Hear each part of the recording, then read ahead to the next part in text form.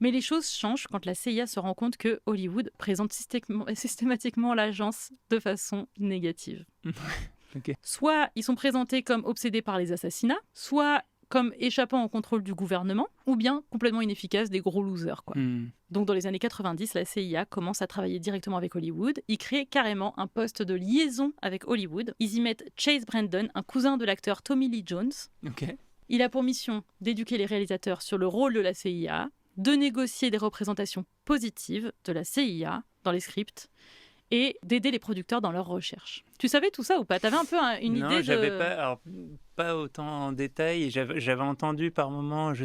Alors, j'ai plus tous les éléments en tête. Je sais par exemple sur le film de Catherine Bigelow, Zero Dark Thirty, qui raconte la mission pour tuer Ben Laden, qu'il y avait eu tout un truc entre ce qui était possible de faire ou possible de raconter. Je crois que justement sur ce film-là, ils ont plutôt fait le choix de l'indépendance et de pas se soumettre à ce que voulait le gouvernement ou quoi, mais je suis pas sûr non plus. Alors ça, je suis pas certaine, mais par contre, ce que je sais, c'est que, en fait, ils présentent l'armée, la CIA, etc., de façon peut-être un peu moins positive que dans Argo. Ils montrent aussi un peu les cafouillages et notamment la violence Ouais, aussi dans les ouais, oui, interrogatoires, oui. etc.